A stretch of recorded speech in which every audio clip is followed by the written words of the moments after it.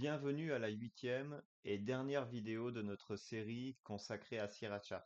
Nous avons exploré ensemble de nombreuses fonctionnalités de cette plateforme de trading et aujourd'hui nous allons aborder les derniers éléments. Je vais te montrer comment personnaliser ton shortcut menu, le fameux clic droit de la souris, et je te montrerai comment paramétrer d'autres barres d'outils et comment créer tes propres touches de raccourci sur ton clavier. Enfin, je partagerai avec toi quelques astuces qui faciliteront ton utilisation de Sriracha au quotidien. Commençons avec ce fameux clic droit de la souris qui finalement est un moyen pratique pour te permettre d'accéder rapidement à des fonctionnalités, à des outils de Sriracha sans avoir besoin de naviguer dans les menus principaux. Tu le sais très bien, il est entièrement personnalisable. On se dirige dans l'onglet Global Setting, le Chart Shortcut menu. Donc ici, je t'ai déjà sélectionné quelques éléments, c'est ceux que j'utilise vraiment le plus souvent. Les trois derniers, tu ne peux pas les supprimer, de toute façon, je te conseille de les conserver. Le crosshair, pas besoin de te le présenter, la main non plus.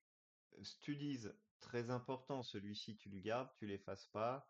Le type texte, le chart calculator, les chart settings qu'on retrouve aussi là-haut, hein. En fait, c'est un petit peu une reproduction de ce que tu as dans ta barre d'outils, tu le retrouves ici dans ton clic droit à la finale. Par contre, un que tu n'as pas là-haut, c'est le show menu. Alors, le show menu, c'est un petit peu marrant, parce que ça, c'est suite à une expérience, mais vraiment personnelle. Je me suis retrouvé dans une belle petite panade. Voilà, show title bar, show scroll bar. Tu regardes à peu près où est placé mon curseur. C'est dans cette zone-là que tu vas le retrouver. OK? Pour la petite histoire, je vais te raconter l'anecdote. Comme tu peux le constater, ici, mes quatre écrans, tous sur l'or dollar. Je me suis un petit peu appliqué pour une fois. J'en ai un en 1 minute, en 5 minutes, en 15 minutes et en 60 minutes. Mais si tu regardes de plus près, tu peux t'apercevoir que plus aucun de mes charts bénéficie de son titre ou de sa scroll bar. Ça, c'est une petite astuce pour te permettre de gagner de l'espace sur ton écran.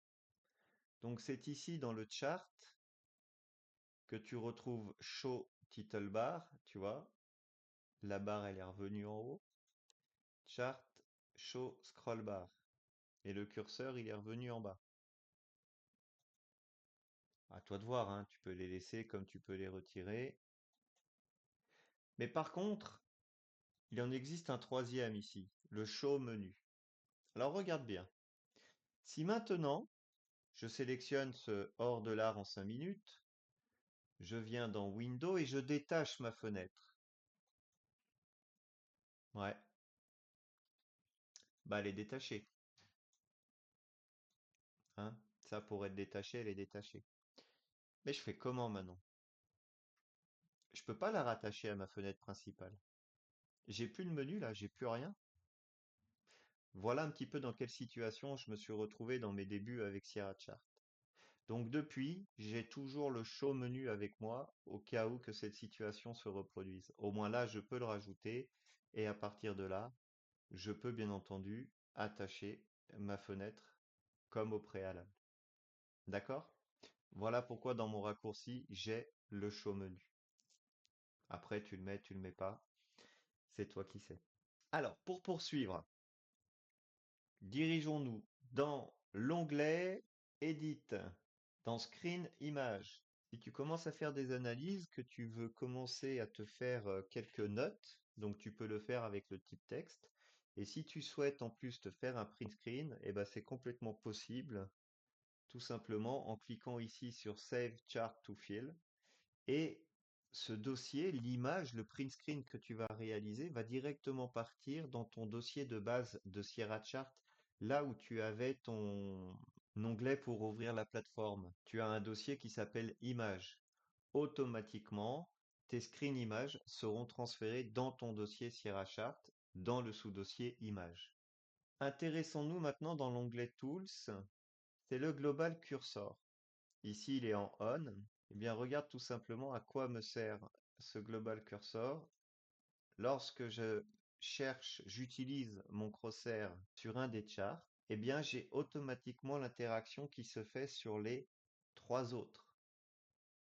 Que ce soit au niveau de l'heure, que ce soit au niveau du prix, Là, je suis sur un 1 minute, donc forcément, ça s'adapte sur le 5 minutes, ça s'adapte sur le 15 minutes et ça s'adapte aussi sur le 60 minutes. C'est assez pratique quand tu fais des analyses, quand tu veux rechercher différents niveaux par rapport à différentes échelles de temps.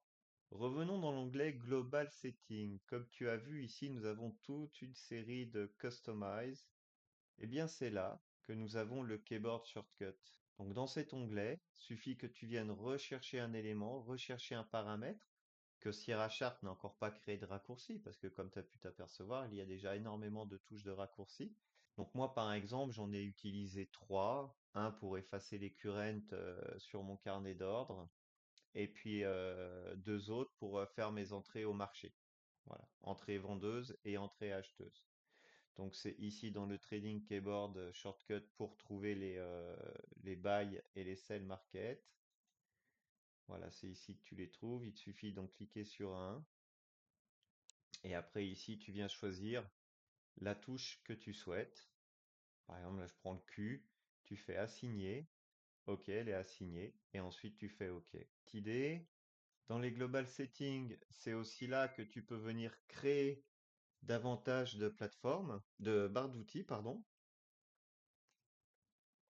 Donc nous utilisons la barre 1, comme ceci. Eh bien, tu peux, si tu le souhaites, te créer, par exemple, pour un chart particulier, te créer une contrôle barre, une barre d'outils 2. Et si tu veux la visualiser, tu viens dans Windows, contrôle barre 2. Voilà. Tu te retrouves avec deux barres d'outils. Et vu que nous avions configuré la TC1 et la TC2, eh bien, elles ressortent ici, TC1 et TC2. Dans les Global Settings, toujours dans l'onglet General Settings, si tu le souhaites, un petit plus dans l'onglet GUI. Ici, sur la première ligne du chapitre Application GUI, tu as ce Custom Title Bar Name. Eh bien là, si tu le souhaites, tu peux apporter un titre. Tu fais Apply All, mes premiers pas avec Sierra Chart. Et alors, pour terminer, le dernier petit onglet, dans cet onglet Help, ici, tu peux contacter le helpdesk, le support Sierra Chart. Et là, tu as un accès direct à ton panneau de contrôle.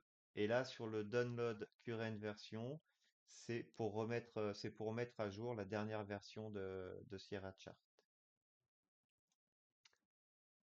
Eh bien, nous arrivons au terme de ce premier chapitre qui, j'espère, t'aura permis de faire tes premiers pas sur la plateforme de Sierra Chart. Nous avons exploré ensemble les différentes fonctionnalités de cette plateforme au cours de ces 8 vidéos. J'espère qu'elles t'auront aidé à mieux comprendre son fonctionnement, à te familiariser avec l'interface. J'espère aussi que tu es prêt, que tu te sens prêt à passer au niveau supérieur. Viens me rejoindre pour découvrir de nouvelles fonctionnalités, car dans notre prochain chapitre, nous allons commencer à aborder les sujets essentiels de la conception, de la mise en place d'une ADT, d'un assistant de trading et bien entendu du robot de trading. Nous étudierons en détail les différentes étapes. Nous irons rechercher tous les outils nécessaires pour créer un assistant de trading personnalisé pour tes stratégies. Tu apprendras également à optimiser ton ADT pour qu'il soit plus performant sur différents marchés.